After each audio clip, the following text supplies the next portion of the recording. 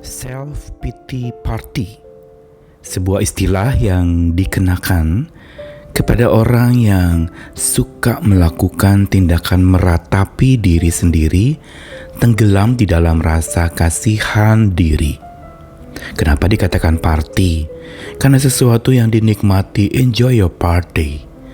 Seorang menjadi begitu menikmati meratapi diri, larut dalam kesedihan, tidak mau keluar dari kubang perkabungan, dan selalu meratapi diri, mengasihani diri.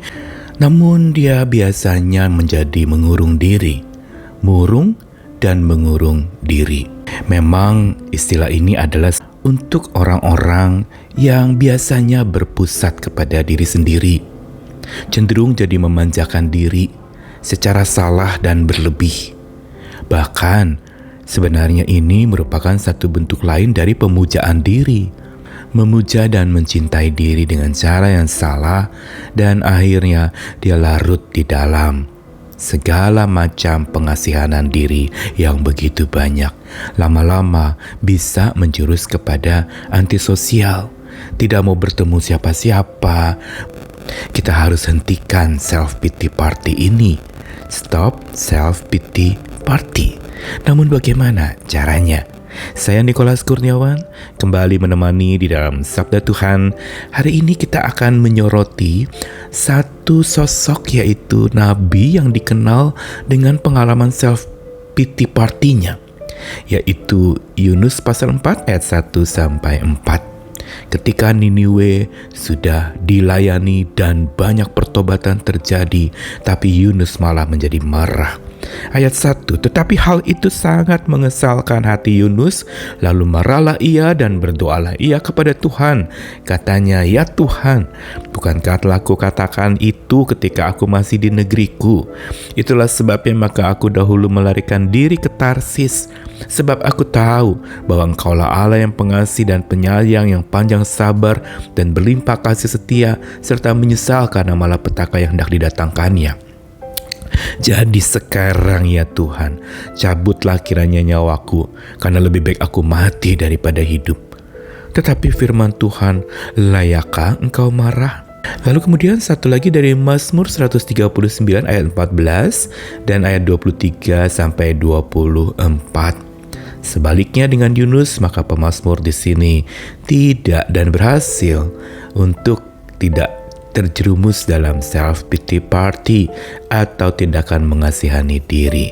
Malah dia bersyukur. Ayat 14, aku bersyukur kepadamu oleh karena kejadianku dahsyat dan ajaib. Ajaib apa yang kau buat dan jiwaku benar-benar menyadarinya. Selidikilah aku ya Allah dan kenalah hatiku. Ujilah aku dan kenalah pikiran-pikiranku. Lihatlah apakah jalanku serong dan tuntunlah aku di jalan yang kekal.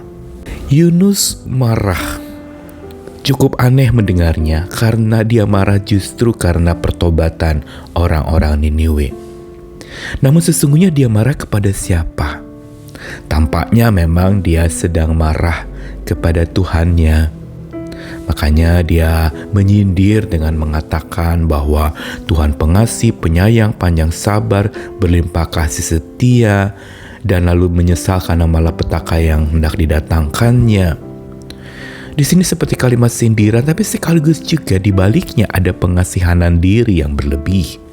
Karena selanjutnya Yunus mengatakan, jadi sekarang cabut saja nyawaku, karena lebih baik aku mati daripada hidup.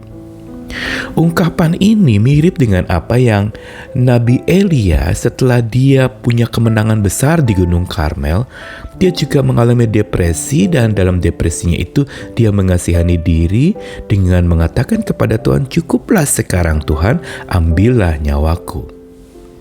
Elia juga terjebak dalam self-pity party karena dia merasa sendirian dan gagal. Tuhan menegurnya dengan cara yang lembut. Perhatikan Yunus dan Elia, keduanya mengalami yang namanya meratapi diri sendiri dan tenggelam dalam rasa kasihan diri. Sehingga dalam kasus Yunus misalnya, dia sampai tidak bisa melihat belas kasihan Tuhan atas Niniwe.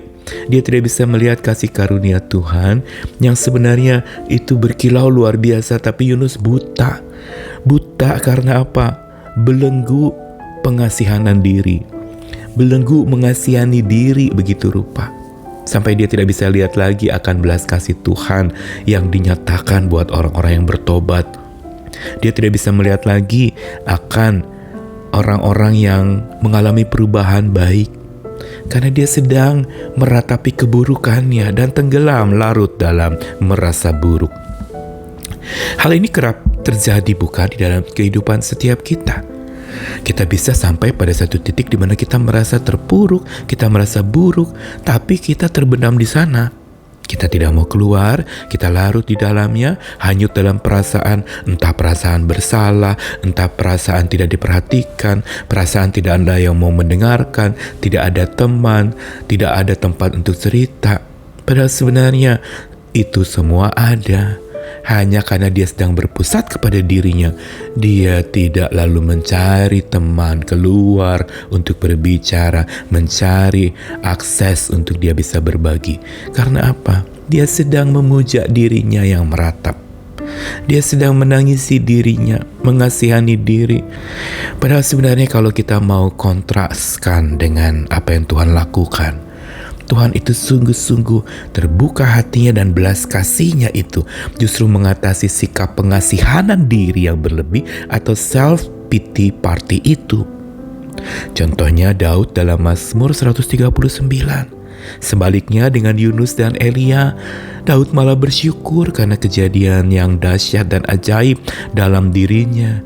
Apa yang Tuhan buat itu ajaib dan dia benar-benar menyadari. Perhatikan, sebaliknya kalau tadi Yunus tidak menyadari akan perbuatan Tuhan yang ajaib, Elia juga sedang dibutakan dengan perbuatan Tuhan yang ajaib yang sebenarnya sudah terjadi. Tapi Daud dalam Mazmur 139, dia bersyukur karena kejadian dahsyat ajaib dari Tuhan, dan apa yang Tuhan buat itu membuat dia menyadarinya. Dan ini memberikan syukur yang luar biasa. Tidak ada pengasihanan diri, tapi sebuah pemujaan kepada Tuhan, bukan pemujaan diri. Pemujaan untuk belas kasih Tuhan, pemujaan untuk kasih sayang Tuhan. Dan pemazmur menutup Mazmur 139 dengan minta, Tuhan selidiki aku, kenalah aku, ujilah aku, kenal pikiranku, dan tuntun aku di jalan yang kekal. Setelah orang yang berhasil keluar dan menghentikan self-pity party adalah orang yang berhasil dipeluk dekat erat oleh belas kasihan Tuhan melampaui rasa kasihan diri yang tumbuh dalam dirinya. Orang yang menghentikan rasa kasihan diri kepada dirinya sendiri, itu dia berhasil keluar dari pemujaan diri dan memanjakan diri yang salah dan berlebih itu. Tetapi dia memandang kepada belas kasihan Tuhan, karena itulah yang membuat dia bisa menghentikan sikap mengasihani diri. Belas kasihan Tuhan mengalahkan segala rasa kasihan dirinya itu, karena belas kasihan Tuhan sanggup mengubahkan dan mendewasakan. Hari ini setiap kita mungkin saja sedang mengalaminya. Mungkin sedang mengalami sedih ditinggalkan orang yang dikasihi, atau mungkin perkabungan yang belum selesai, meratap tidak henti, jadi akhirnya mengasihani diri, sampai lalu akhirnya menutup diri dan tidak mau menggabungkan diri dengan orang lain. Akhirnya lama-lama dia sedang menghukum dirinya dengan perasaannya itu sendiri. Wow, sangat mengerikan. Ini sebenarnya sebuah sikap bunuh diri pelan-pelan. Mungkin seseorang tidak menyakiti dirinya secara fisik, tapi dia sedang menyakiti dirinya yang sedang sakit hati itu dengan cara apa? Mengurung sakit hati itu dan tidak mencari jalan keluar. Tidak lalu melihat kepada lingkungan di luar yang sebenarnya menanti untuk dia hampiri. Tapi karena dia berpusat kepada diri, selalu kerap yang muncul adalah kasihani diri saya patut dikasihani. Hari ini mari kita keluar dari kepompong itu, jadi kupu-kupu dewasa yang berhasil untuk melihat dan terus melekat pada belas kasihan Tuhan yang memerdekakan itu.